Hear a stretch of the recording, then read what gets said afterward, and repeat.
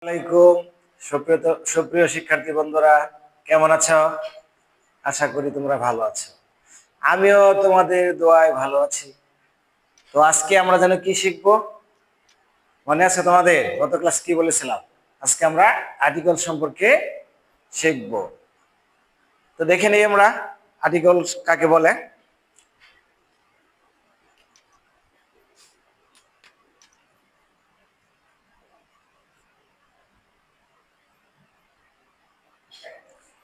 শিক্ষার্থী বন্ধুরা, দেখো সংজ্ঞাটা কি। যে সকল পদাশ্রিত নির্দেশক দ্বারা নাউন বা বিশেষ্যকে নির্দিষ্ট বা অনির্দিষ্ট করে বোঝায় তাদেরকে আর্টিকেলস বলে। তাহলে কি বুঝলাম আমরা? আর্টিকেলস মানে হচ্ছে নাউন বা বিশেষ্যকে নির্দিষ্ট অথবা অনির্দিষ্ট করে বোঝায়। তো এ, এন, দি এই তিনটিকে আর্টিকেলস বলা হয়। এ, এন, দি এই তিনটিকে আর্টিকেলস বলা হয়। এখন আমরা দেখব আর্টিকেলস কয় প্রকার।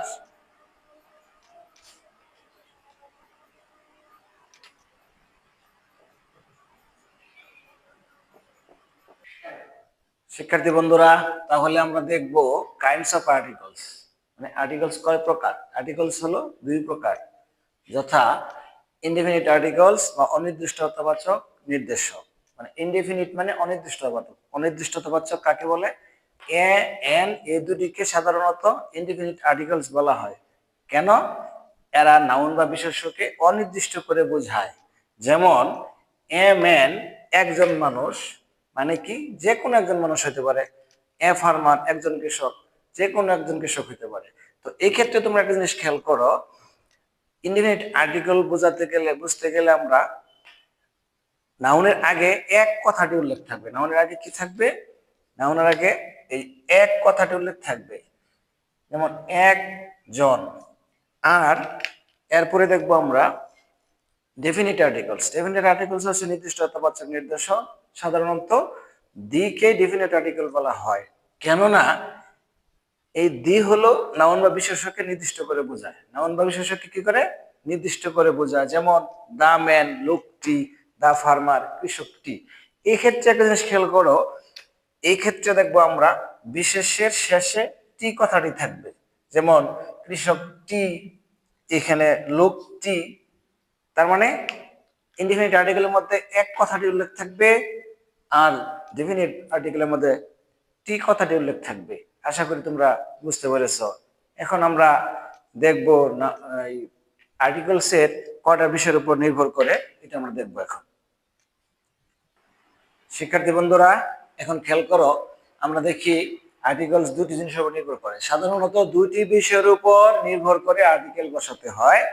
এক নম্বর হচ্ছে নাউন ওয়ার্ড। আমরা জানি নাউনের আগে আর্টিকেল বসে।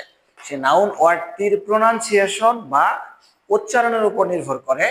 আর দুই নম্বর হচ্ছে নাউন ওয়ার্ডটির স্পেলিং বা বানানের উপর নির্ভর করে।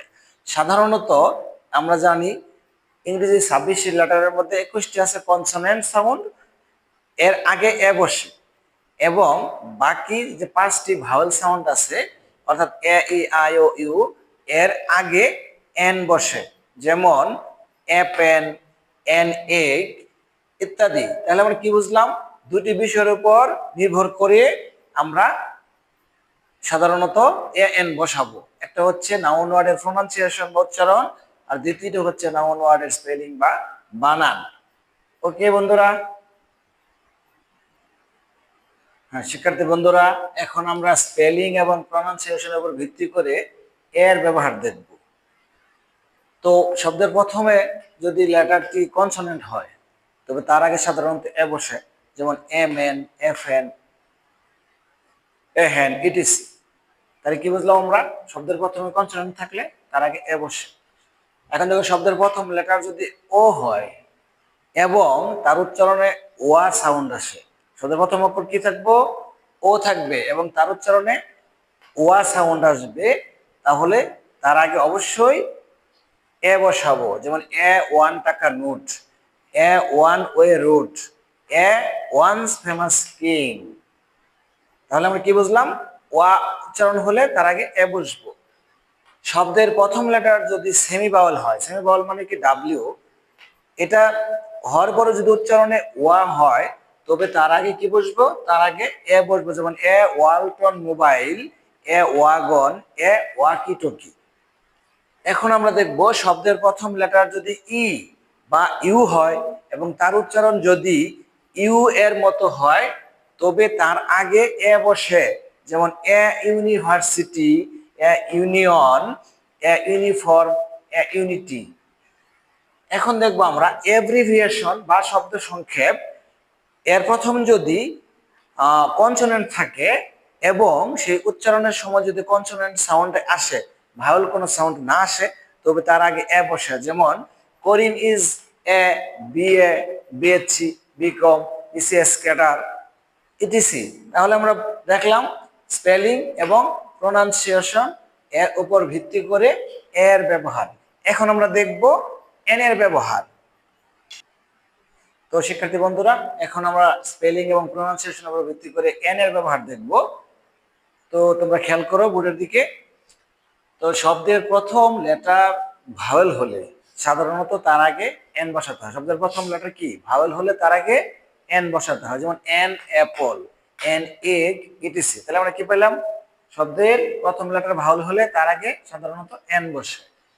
2 নাম্বার, ও লেটারটি এর উচ্চারণের সময় যদি এ, অ, ও, আও এর মতো উচ্চারিত হয় তবে তার আগে সাধারণত এন বসে, যেমন an old man, an operator, an orphan boy, an owl. তাহলে আমরা কি দেখলাম, ওর উচ্চারণ এ, অ, ও বা আওয়ের মতো হচ্ছে। ওকে, নেক্সট নাম্বার 3, ওয়ার্ডের প্রথম লেটার ইউ বা ই হয় এবং তার উচ্চারণ যদি আয়ের মতো হয়, তাহলে কি পাইলাম আমরা 3 নম্বরে, লেটার হবে ইউ বা ই আর উচ্চারণ হবে আয়ের মতো, তার আগে এন বসে, যেমন an unknown person, an ugly bird, an unkind man, an umbrella।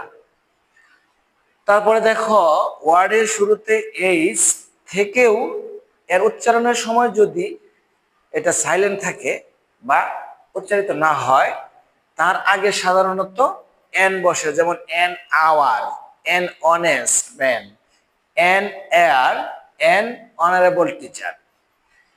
Next abbreviation বা শব্দ সংক্ষেপ। এব্রিভিয়েশন বা শব্দ সংক্ষেপ এর যদি কনসোনেন্ট লেটার থাকে কিন্তু উচ্চারণে ভাওয়েল সাউন্ড আসে তার আগে সাধারণত এন বসে, যেমন এন এম পি, এম উচ্চারণ করতে গেলে অবশ্যই একটা এ সাউন্ড আসছে, এরকম M A, F R C S, F উচ্চারণ করতে গেলে তার আগে এ সাউন্ড আসছে, এরকম এস ডি ও বা এস পি, এখন এস পি উচ্চারণ করবা গেলে এস অবশ্যই একটা এ সাউন্ড আসছে।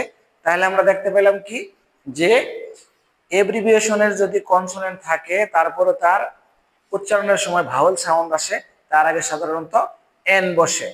তো শিক্ষার্থী বন্ধুরা, আমরা এতক্ষণ যা আলোচনা করলাম তা আমরা একটা কবিতা বা ছন্দের মাধ্যমে এখন আমরা এটা সামারি শিখে নিব। তো ঠিক আছে, এখন তোমরা বোর্ডের দিকে খেয়াল করো। শিক্ষার্থী বন্ধুরা, এখন আমরা ছন্দে ছন্দে এ এবং এন এর ব্যবহার দেখব। তো শুরু করা যাক। প্রথমে ও এর উচ্চারণ যদি ওয়াওর মতো হয় তার পূর্বে এ বসাবো নিশ্চয়, আর ও এর উচ্চারণ যদি অ, আ, আও, ও এর মতো হয় তার আগে এন বসাতে ইংলিশ গ্রামার কয়। ইউ বা ই এর উচ্চারণ যদি ইউ এর মতো হয় তার আগে এ বসাবো যেন, আর ইউ বা ই এর উচ্চারণে যদি আয়ের মতো হয় তার আগে এন বসাতে ইংলিশ গ্রামার মেনো।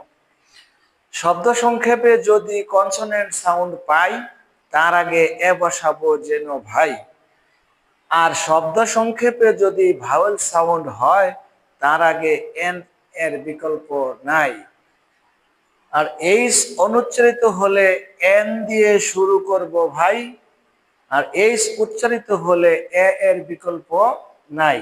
আশা করি শিক্ষার্থী বন্ধুরা তোমরা আমার আর্টিকেলের এই ক্লাসটা ভালোভাবে বুঝতে পেরেছো। আমরা আগামী ক্লাসে আর্টিকেল পার্ট 2 নিয়ে আলোচনা করব। আজকে এই পর্যন্তই। খোদা হাফেজ, আসসালামু আলাইকুম।